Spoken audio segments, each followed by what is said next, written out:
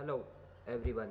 I, Samish Pale, lecturer in Mechanical Engineering Department, NIT Polytechnic Nagpur, welcome you all in the course that is Thermal Engineering for third semester Diploma in Mechanical Engineering students.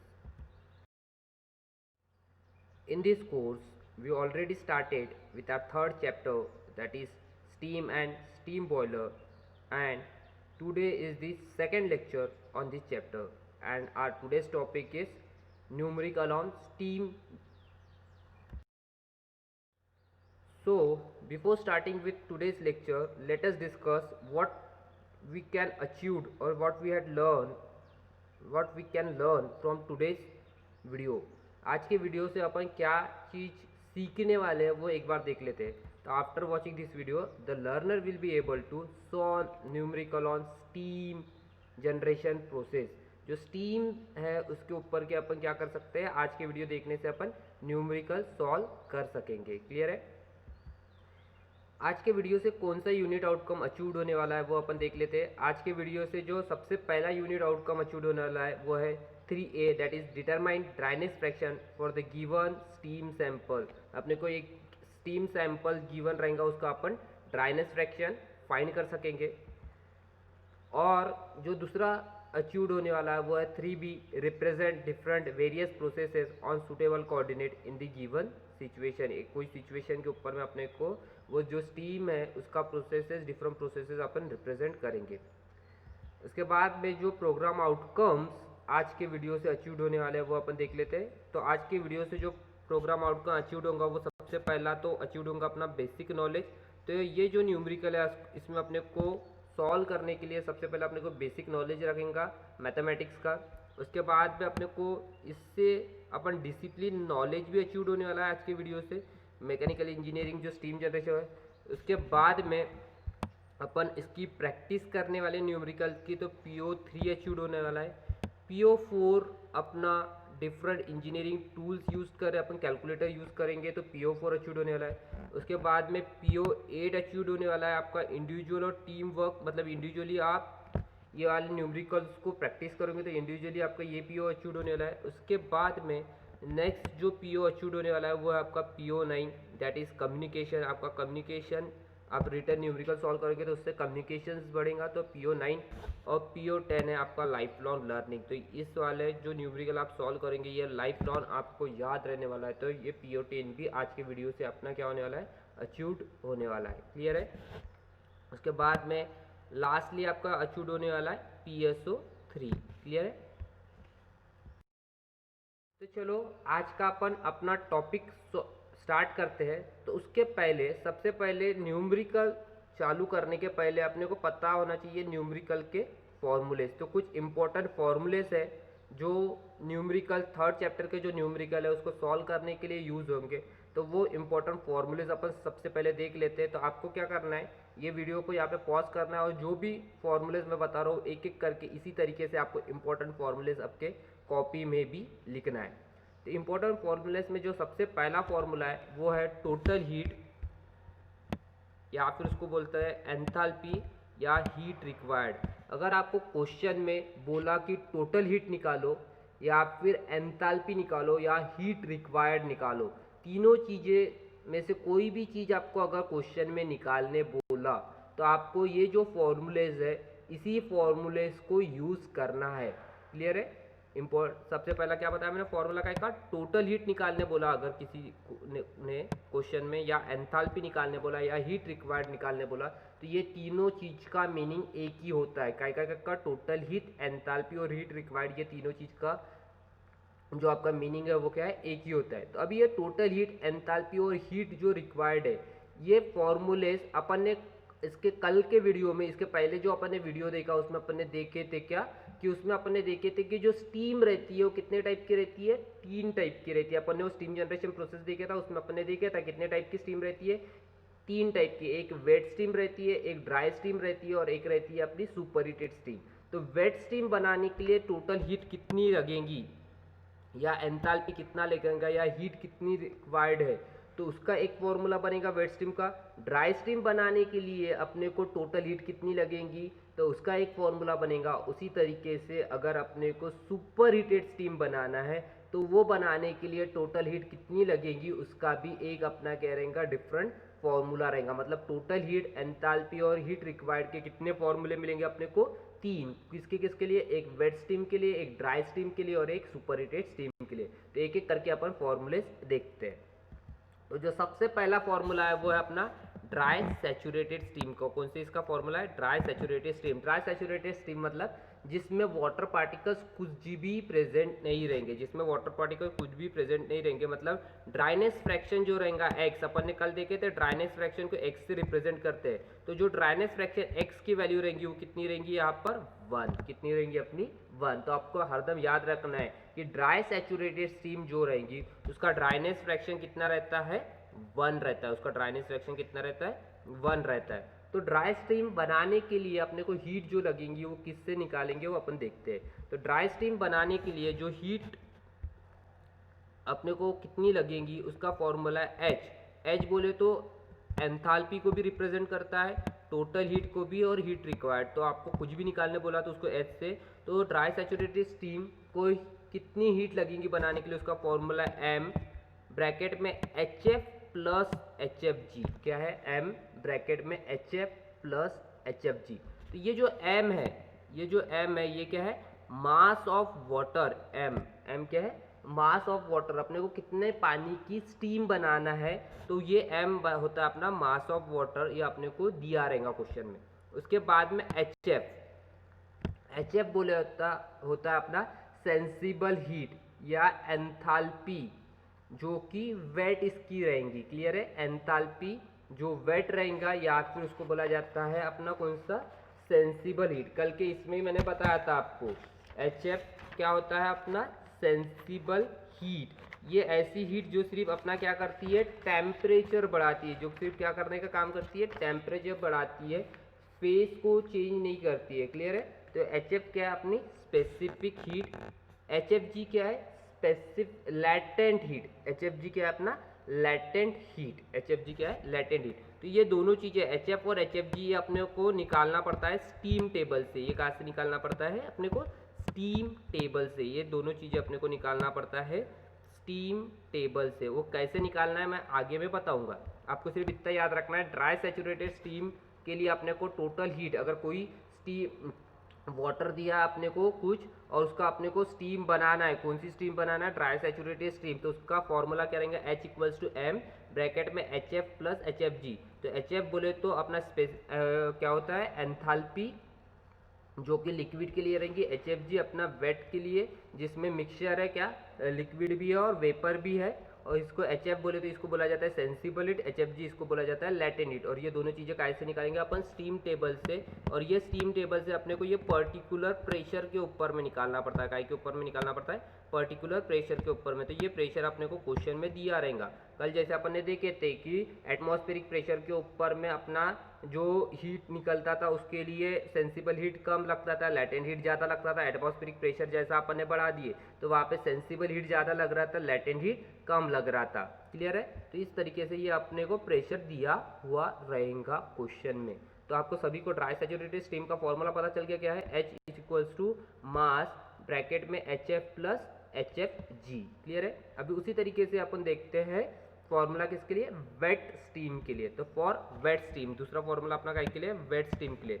तो wait steam के लिए formula क्या है, h m h F plus x into H F g. क्या है formula, h equals to m h F plus x into H F g. ये और ये वाला फॉर्मूला दोनों सेम ही है, ड्राई और वेट स्टीम का फॉर्मूला दोनों सेम है।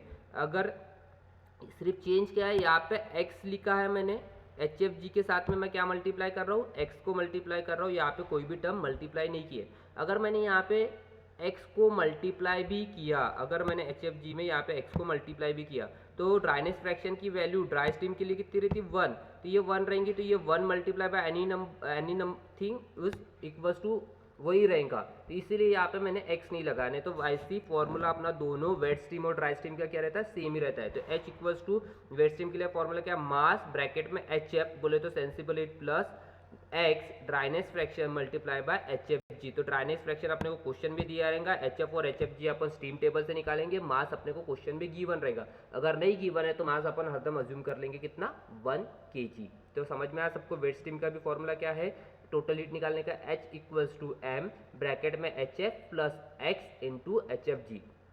उसी तरीके से अपन अभी बात करते हैं कौन सी स्टीम की, सुपर हीटेड स्टीम की। कौन सी स्टीम, सुपर हीटेड स्टीम। पहले अपन ने ड्राई स्टीम देखे, वेट स्टीम देखे, अभी अपन बात करेंगे सुपर हीटेड स्टीम की। तो सुपर हीटेड स्टीम का जो फॉर्मूला है वो है mass H F plus H F G. यहाँ तक के तो अपन ये वाला जो फॉर्मूला है यहाँ तक के मास ब्रैकेट में H F plus H F g, ये हो गया अपना ड्राई स्टीम। यहाँ तक के अपना हो गया ड्राई स्टीम। अभी ड्राई स्टीम को अभी अपने को और हीट करना पड़ेगा तभी सुपर हीटेड स्टीम बनेगी। कल ही मैंने बताया था ड्राई स्टीम को अपन और हीट करते हैं तभी ये क्या बनती है, अपनी सुपर हीटेड स्टीम बनती है। तो यहाँ तक के तो ये जो फॉर्मूला है ये अपने ड्राई स्टीम का है, प्लस उसमें ये सुपर हीटेड स्टीम बनाने के लिए ये इतनी हीट और ऐड करना पड़ेगा। सुपर हीटेड स्टीम बनाने के लिए इतनी हीट और ऐड करना पड़ेगा। तो उसका कितनी हीट ऐड करना पड़ेगा, सीपी बोल तो specific heat at constant pressure. और ये किसकी रहेगा, सीपी स्टीम का। ये वाली इसमें याद रखना, अपन ये फॉर्मूला किसके लिए लिख रहे हैं, स्टीम के लिए। तो ये जो फॉर्मूला रहेगा, ये जो अपना फॉर्मूला है इसमें जो सीपी यूज होगा ये किसका रहेगा, स्टीम का।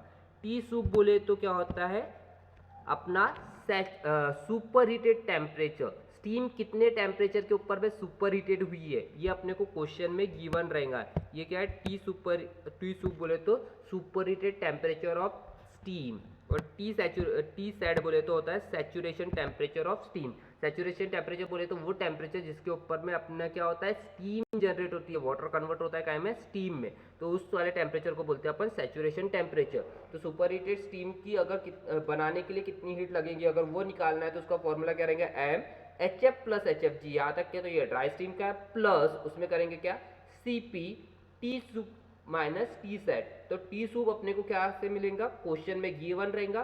टी सैचुरेशन जो टेम्परेचर रहेगा वो अपने को स्टीम टेबल से मिलेगा। जो पर्टिकुलर प्रेशर दिया रहेगा वो पर्टिकुलर प्रेशर के ऊपर में अपन क्या करेंगे, स्टीम टेबल से टी सैचुरेशन को कैलकुलेट करेंगे। क्या करेंगे, कहाँ से कैलकुलेट करेंगे, टी सैचुरेटेड स्टीम टेबल से कैलकुलेट करेंगे। क्लियर है।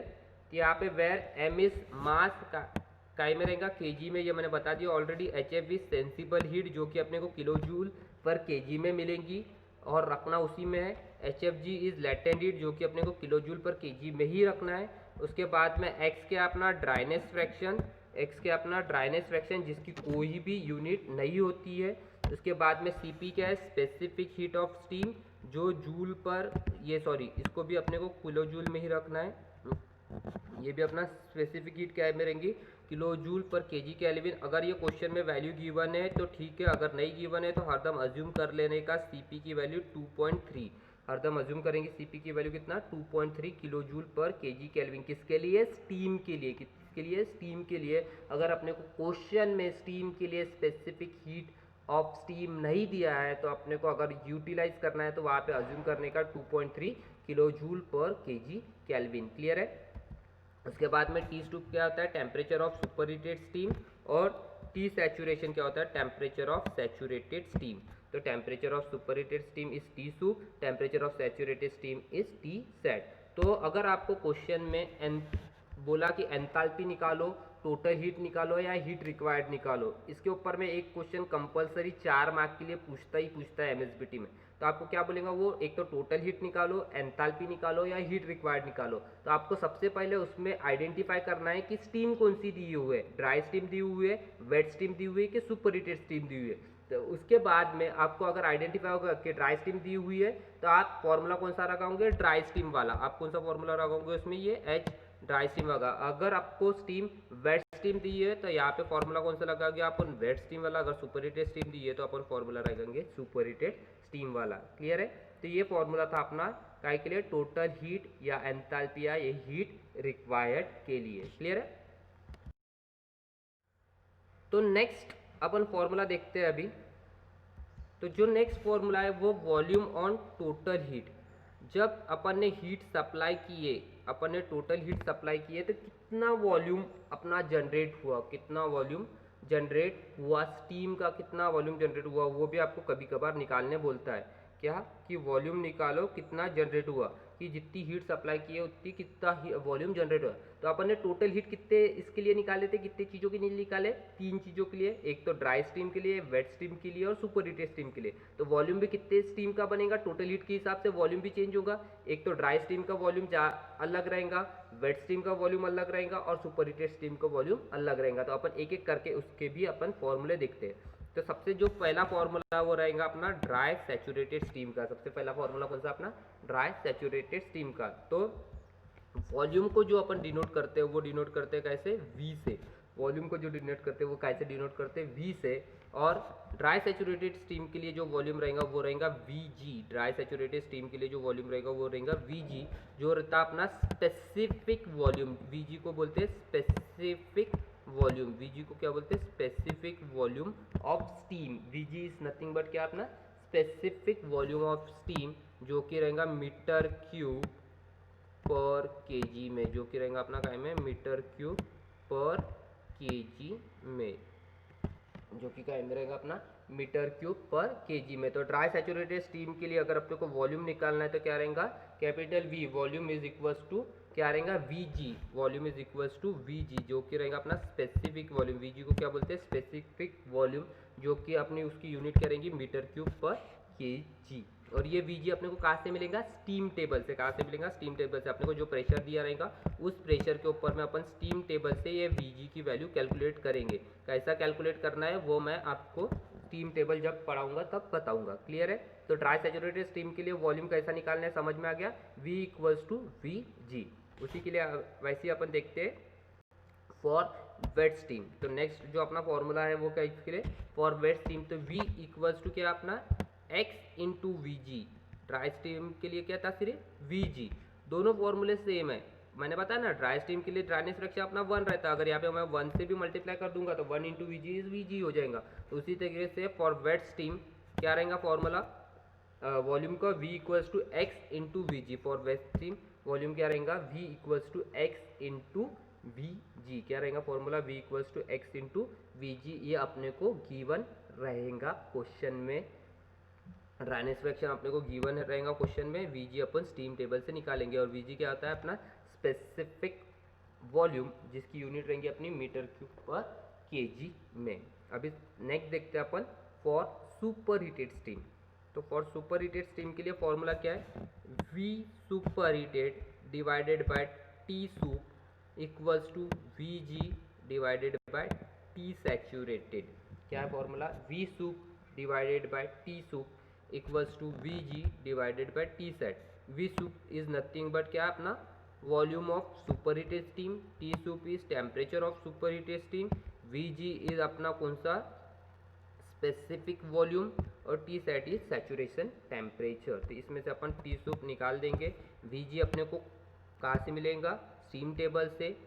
T सेट अपने को कहाँ से मिलेगा, स्टीम टेबल से। T सुपर हीटेड अपने को क्वेश्चन भी गिवन रहेगा। 3 चीज़ें पता है, चौथी चीज़ अपने को वहाँ से फाइंड आउट हो जाएंगी। क्लियर है।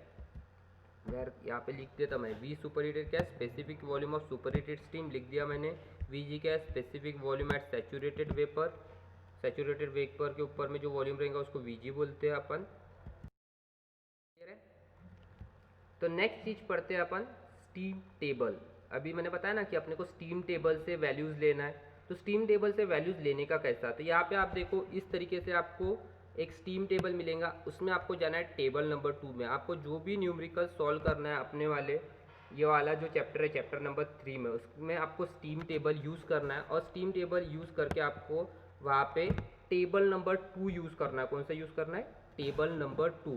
आप स्टीम टेबल RS खुरमी का ले लो। RS खुरमी का आपको स्टीम टेबल लेना है। कौन सा, RS खुरमी का स्टीम टेबल लेना है। उसमें टेबल नंबर 2 यूज़ करना है। तो अभी आपको वैल्यूज़ निकालेंगे कैसे। सपोज आपको अगर क्वेश्चन में दिया हुआ है, प्रेशर दिया हुआ है 0.030, प्रेशर दिया हुआ कितना 0.030। तो यहाँ पे देखो, यहाँ पे प्रेशर दिख रहा है, P स्टैंड फॉर प्रेशर। उसका यूनिट दिया है कितना, बार में। उसका यूनिट क्या में दिया हुआ है, आपको बार में दिया हुआ है। तो P अपने को यूनिट दिया हुआ है बार में।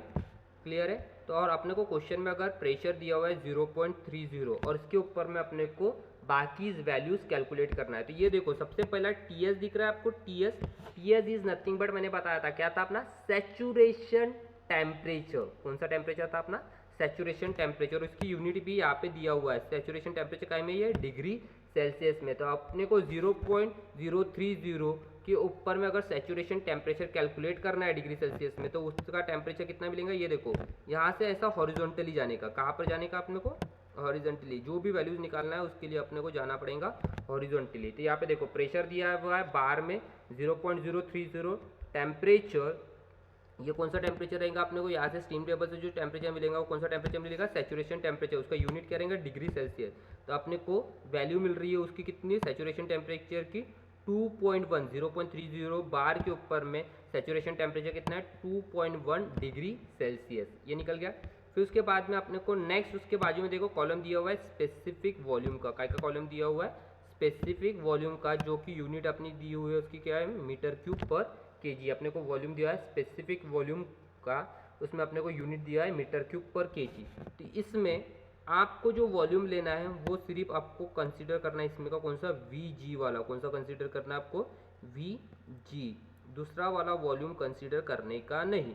यहाँ पे जो वॉल्यूम कंसीडर करेंगे वो सिर्फ कौन सा कंसीडर करेंगे वीजी, ये वीएफ का वॉल्यूम आपको लेना नहीं है। तो यहाँ से फिर से 0.30 के हॉरिजॉन्टली जाएंगे, ये वाला वॉल्यूम अपने को वीएफ का लेना नहीं है, अपन जाएंगे यहाँ पे वीजी के ऊपर में। तो अपने को वीजी की वैल्यू कितनी मिल रही 45.67 मीटर क्यूब पर केजी, 0.30 बार प्रेशर के ऊपर में अपना स्पेसिफिक वॉल्यूम है सैचुरेटेड वेपर कितना है 45.67 केजी। तो इस तरीके से अपने को वीजी की वैल्यू मिल जाएंगी। फिर अपने को स्पेसिफिक इंटरनल एनर्जी की ज़रूरत है क्या, नहीं है, तो इसको भूल जाने का, इसको भी भूल जाने का। फिर अपने को स्पेसिफिक एंथैल्पी की ज़रूरत है, specific enthalpy is nothing but मैंने बताया था एचएफ और एचएफजी की ज़रूरत रहती है अपने को। यहाँ से देखो अपने को अगर एचएफ निकालना है 0.30 के ऊपर में एचएफ निकालना है, तो वही लाइन में स्ट्रेट जाने का, वही लाइन में हॉरिजॉन्टली स्ट्रेट जाने का। तो एचएफ की वैल्यू अपना 0.030 बार के ऊपर में कितना है 101.0, कितना है 101.0, और इसकी यूनिट कितनी है यहाँ पे दिया हुआ है देखो किलो जूल पर केजी, उसकी यूनिट कितनी है किलो जूल पर केजी, किलो जूल पर केजी। तो ये यहाँ पे अपने को वैल्यू मिल जाएंगी किसकी, स्पेसिफिक एंथैल्पी की वैल्यू मिलकर कितना 101.0 किलो जूल पर केजी, कितनी वैल्यू मिल गई अपने को 101.0 किलो जूल पर केजी। क्लियर है, समझ में आ गया सबको, ये आपको यहाँ पे वैल्यू समझ में आ गई क्या है 101.0 किलो जूल पर केजी। तो ये हो गया अपना 101.0 किलो जूल पर केजी, यहाँ पे अपन ने लिख लिया है। उसी तरीके से अगर एचएफजी निकालना है तो उसको आगे में जाने का, ये देखो यहाँ पे एचएफजी का कॉलम है, यहाँ पे जाएंगे अपन एचएफजी में, तो अपनी वैल्यू मिल रही है कितना 2444.5 किलो जूल पर केजी, कितनी मिल रही है 2444.5 किलो जूल पर केजी। तो 0.030 बार के ऊपर में स्पेसिफिक एंथैल्पी एचएफजी की वैल्यू कितनी है 2444.5 किलो जूल पर केजी। तो इस तरीके से आपको स्टीम टेबल रीड करके आपको वैल्यूज निकालना है। जो भी प्रेशर दिया रहेगा आपको ये वाला जो लाइन रहेगी, ये वाले लाइन में आपको सबसे पहले तो प्रेशर आप फाइंड आउट करना है, वो वाला जो भी प्रेशर दिया रहेगा वो वाला प्रेशर यहाँ पे फाइंड आउट करना है। ये वाले लाइन में आपको वो प्रेशर को फाइंड आउट करने के बाद में जो चीज़ें आपको निकालना है वो हॉरिजॉन्टली उस वाले लाइन से आपको मिल जाएंगी, हॉरिजॉन्टली उस वाले लाइन से आपको क्या हो जाएगा मिल जाएगा उस वाले इसके। तो टेबल कौन सा यूज़ करना है अपने को ये याद रखने का, टेबल नंबर 2 यूज़ करना है। प्रेशर क्वेश्चन में गिवन रहेगा, या वर्टिकली ढूंढ लेने का प्रेशर को अपना, और वो प्रेशर को ढूंढने के बाद में फिर हॉरिजॉन्टली अपने को क्या करना है उससे वैल्यूज़ कैलकुलेट करना है। तो इस तरीके से स्टीम टेबल को रीड किया जाता है। क्लियर है, समझ में आ सबको। और ये स्टीम टेबल के बेसिस के ऊपर में ही अपना न्यूमेरिकल स्टार्ट होगा, न्यूमेरिकल सॉल्व करना है अपने को। क्लियर है, चलिए अपन अपना न्यूमेरिकल स्टार्ट करते हैं आज का। तो आज का जो न्यूमेरिकल है वो टाइप 3 का न्यूमेरिकल है। इसके पहले अपन ने 2 टाइप के न्यूमेरिकल देखे थे। उसमें सबसे पहला टाइप का जो न्यूमेरिकल था उसमें अपने को हीट निकालना था, जिसमें वाटर का टेम्परेचर नहीं दिया रहता था। दूसरा टाइप का जो न्यूमेरिकल था तो उसमें भी एंथैल्पी हीट रिक्वायर्ड निकालना था, जिसमें वाटर का टेम्परेचर दिया रहता था। और ये अपनी वो ही इस टाइप का न्यूमेरिकल है। तो देखते हैं। तो सबसे पहले क्वेश्चन पढ़ता हूँ, क्या दिया है, determine the condition of steam. अपने को क्या निकालना बोल रहा है, condition of steam. Condition of steam मतलब क्या कि अपन ने देखे थे कि जब सबसे पहला वीडियो देखे थे तो अपन ने कितने टाइप के स्टीम पढ़े थे, 3 टाइप की। कौन सी, वेट स्टीम, ड्राई स्टीम और सुपर हीटेड स्टीम। तो कंडीशन ऑफ स्टीम निकालने मतलब यही बोल रहा है वो कि अपने को पता करना है कि कौन से टाइप की स्टीम है वो वेट स्टीम है, ड्राई स्टीम है कि सुपर हीटेड स्टीम है। तो अपने को determine the condition of steam बोला, मतलब अपने को क्या निकालना है कि अपने को आइडेंटिफाई करना है कि कौन से टाइप की स्टीम है in each of the following cases. किसके लिए अपने को निकालना है कंडीशन ऑफ स्टीम, ये फॉलोइंग केसेस के लिए। तो उसमें अपने को सबसे पहली केस क्या दिया है, at a pressure of 10 bar and volume is 0.25 metre cube per kg. सबसे पहली केस क्या दिया अपने को, एक प्रेशर दिया हुआ है 10 बार का और उसमें वॉल्यूम दिया हुआ है 0.25 मीटर क्यूब पर केजी। उसके बाद में प्रेशर दिया हुआ अपने को 12 बार, क्या दिया हुआ है, प्रेशर दिया हुआ है 12 बार का और उसमें हीट, टोटल हीट मैंने बताया था, total heat is nothing but क्या रहता है अपना enthalpy. Total heat is nothing but क्या रहता है एंथैल्पी की वैल्यू दिया है कितना, 2688 किलो जूल पर केजी। कितना दिया है, 2688 किलो जूल पर केजी। इसके लिए भी अपने को बताना है क्या, कंडीशन ऑफ स्टीम। और नेक्स्ट दिया है at a pressure of 12 bar and temperature 220 degree Celsius. Pressure दिया हुआ है 12 बार और टेम्परेचर दिया है 220 डिग्री सेल्सियस। तो ये 3 कंडीशन के लिए अपने को बताना है कि स्टीम की कौन सी कंडीशन है। तो सबसे पहले अपन लिखते हैं गिवन। तो सबसे पहले गिवन डाटा में केस 1 में क्या दिया हुआ है, मेरे को प्रेशर दिया हुआ है 10 बार, तो यहाँ पे लिख दिया हमने प्रेशर 10 बार और वॉल्यूम दिया है 0.25 metre cube per KG. Volume दिया है मेरे को कितना, 0.25 मीटर क्यूब पर केजी, ये लिख दिया। फिर उसके बाद में केस 2 क्या दिया था मेरे को, प्रेशर दिया था 12 बार, केस 2 में प्रेशर दिया है 12 बार और टोटल हीट को अपन कैसे डिनोट करते हैं, एंथैल्पी। टोटल हीट को ही एंथैल्पी बोला जाता है, मैंने ऑलरेडी पहले ही बता चुका है। तो टोटल हीट एंथैल्पी दिया है 2688 किलो जूल पर केजी। उसके बाद में मेरे को केस 3 दिया हुआ है क्या, प्रेशर 12 बार, तो यहाँ पे लिख दिया मैंने प्रेशर 12 बार और टेम्परेचर दिया है 220 डिग्री सेल्सियस, तो ये यहाँ पे लिख लिया। तो ये वाले इससे मेरे को क्या करना है, अभी कंडीशन ऑफ स्टीम पता करना है। तो एक एक करके अपन इसको सॉल्व करते हैं। तो सबसे पहली केस क्या दिया हुआ है अपने को, प्रेशर 10 बार और volume 0.25 metre cube per KG. तो मैं क्या करूँगा, फ्रॉम स्टीम टेबल अपने को ये जो भी वैल्यूज लेना पड़ता है, मैंने इसके पहले भी बताया था कहाँ से लेना पड़ता है, स्टीम टेबल से। तो फ्रॉम स्टीम टेबल मैं क्या कर रहा हूँ, टेबल नंबर 2, और स्टीम टेबल में भी कौन सा, टेबल नंबर 2, एट प्रेशर 10 बार, कितने प्रेशर के ऊपर में, एट प्रेशर 10 बार के ऊपर में अपन क्या करूँगा, वॉल्यूम दिया हुआ है तो वहाँ से मैं वॉल्यूम की वैल्यू फाइंड आउट करूँगा। प्रेशर के साथ में मेरे को क्या दिया हुआ है, वॉल्यूम दिया है। तो एट पहले केस के लिए क्या करूँगा, from steam table at table number 2 at pressure 10 bar volume की वैल्यू फाइंड आउट करेंगे। और स्टीम टेबल कैसे रीड करते हैं वो अपन ने, मैंने इसके पहले भी आपको स्टीम टेबल रीड करना पड़ा है। तो एट प्रेशर 10 बार, एट प्रेशर 10 बार ये वॉल्यूम अपने को दिया था इतना, तो मैं 10 बार के ऊपर में वॉल्यूम निकाल रहा हूँ कितना निकलता है।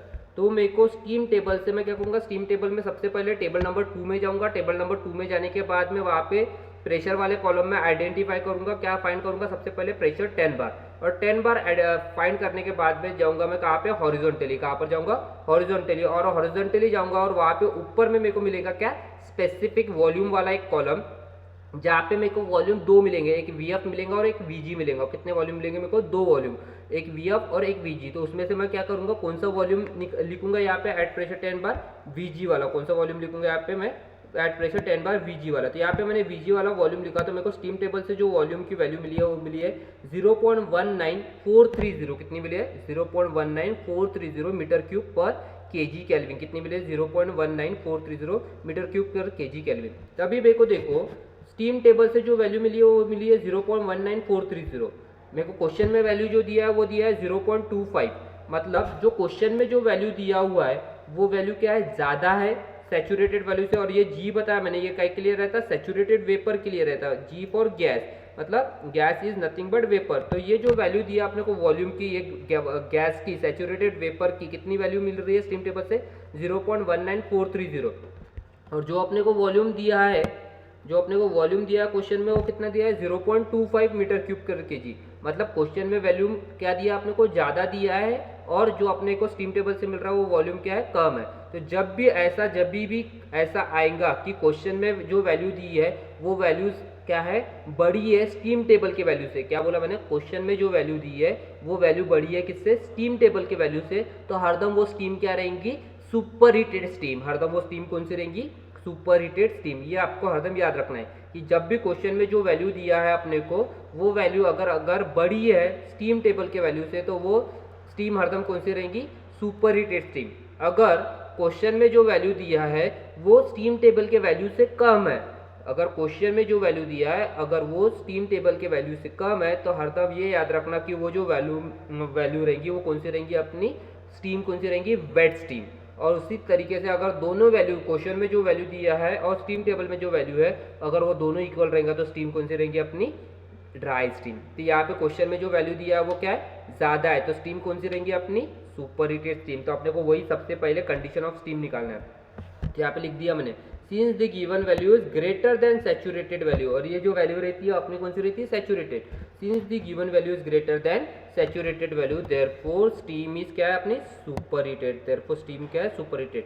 तो पहले केस के लिए जो अपनी कंडीशन ऑफ स्टीम क्या है, सुपर हीटेड। अभी उसी तरीके से अपन केस 2 फाइंड आउट करते हैं। तो केस 2 में अपने को प्रेशर कितना दिया है, 12 बार, और टोटल हीट दिया है 26880। तो एट 12 बार मैं स्टेप 3 क्या, स्टीम टेबल से टेबल नंबर 2 में जाऊंगा और वहाँ पे प्रेशर फाइंड आउट करूंगा कितना, 12 बार। तो at pressure 12 bar pressure find out किया मैंने 12 बार, और एंथैल्पी ये मेरे को दिया था 2688 किलो जूल। तो मैं टेबल नंबर 2 में जाऊंगा, प्रेशर फाइंड आउट करूंगा 12 बार, और वहाँ से 12 बार प्रेशर फाइंड आउट करने के बाद मैं हॉरिजॉन्टली जाऊंगा। कहाँ पर जाऊंगा, हॉरिजॉन्टली जाऊंगा। तो हॉरिजॉन्टली जाने के बाद में मेरे को एक ये मिलेगा, यहाँ से मैं हॉरिजॉन्टली जाऊंगा, प्रेशर कहाँ पर जाऊंगा, लेकर प्रेशर को 12 बार को लेके जाऊंगा, हॉरिजॉन्टली लेके जाऊंगा, और वहाँ से मैं फाइंड आउट करूंगा एंथैल्पी। तो वहाँ पे मेरे को लिखा मिलेगा ऊपर में स्पेसिफिक एंथैल्पी। क्या लिखा मिलेगा, स्पेसिफिक एंथैल्पी लिखा मिलेगा।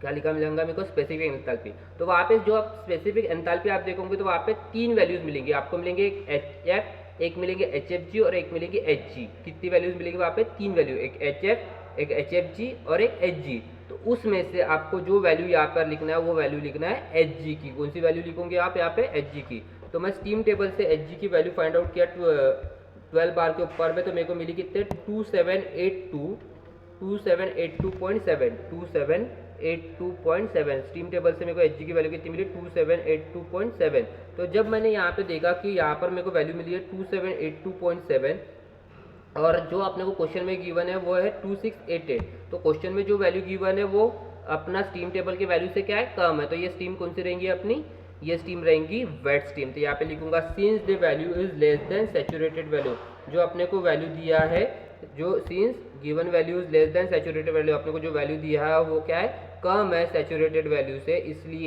इसलिए क्या होगा कि ये जो स्टीम रहेंगी वो कौन सी रहेंगी, अपनी wet steam. Therefore steam is wet. तो इसलिए ये वाले सेकेंड कंडीशन में, और सेकेंड इसके ऊपर में अपनी जो स्टीम की कंडीशन है वो कौन सी है, अपनी वेट है। क्लियर है। उसी तरीके से अपन केस 3 सॉल्व करते हैं। तो स्टेप 4, फ्रॉम स्टीम टेबल फिर से टेबल नंबर 2 में जाऊंगा। प्रेशर कितना है, 12 बार, और टेम्परेचर दिया है 220 डिग्री सेल्सियस।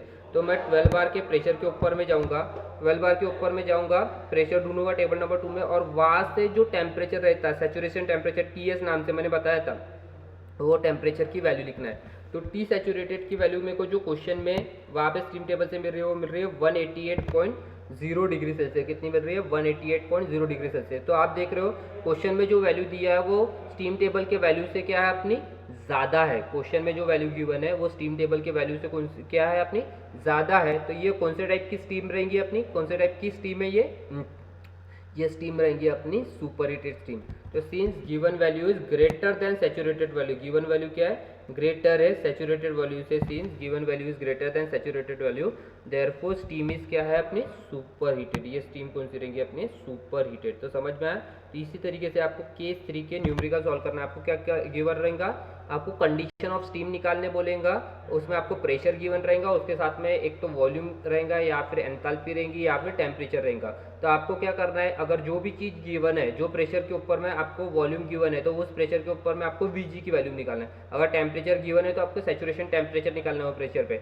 अगर एंथैल्पी गया तो उस प्रेशर के ऊपर में आपको क्या निकालना है, उसके साथ में आपको उसकी वैल्यूज कैलकुलेट करना है। क्लियर है। तो इस तरीके से आपका ये वाला न्यूमेरिकल कंप्लीट होगा। समझ में आया सबको। इस तरीके से आपको ये वाले न्यूमेरिकल सॉल्व करना है। ओके, समझ में आया, क्लियर है सबको। तो let us summarise what we have learn today. आज अपन ने क्या चीज़ सीखे वो एक बार समराइज कर लेते हैं अपन। तो आज अपन ने क्या क्या चीज़ सीखे। सबसे पहले तो अपन ने न्यूमेरिकल सॉल्व करना सीखे स्टीम के ऊपर में के न्यूमेरिकल सॉल्व करना सीखे। उसके बाद में आज के इससे कौन सा यूनिट आउटकम अचीव हुआ है, यूनिट आउटकम 3.A और 3.B। उसके बाद में ये जो प्रोग्राम आउटकम से ये आज के वीडियो से अपने क्या हुए अचीव हुए। क्लियर है। तो यहाँ पे ये कुछ क्वेश्चंस दिए हुए हैं जो हरदम MSBT में पूछे जाते हैं। हरदम मतलब इसमें का जो क्वेश्चन है उसकी वैल्यूज चेंज हो सकती है, पर न्यूमेरिकल इसी पैटर्न में पूछे जाते हैं। तो अपन ने जो भी आज वीडियो देखे उसी के बेसिस के ऊपर में आपको वीडियो को देखना है और ये न्यूमेरिकल को सॉल्व करना है। यहाँ पे आपको क्वेश्चंस दिए हुए हैं, ये क्वेश्चंस को आपको अपने कॉपी में एज ए न्यूमेरिकल के तौर पे आपको सॉल्व करना है। क्लियर है, समझ में आया सबको। So thank you very much.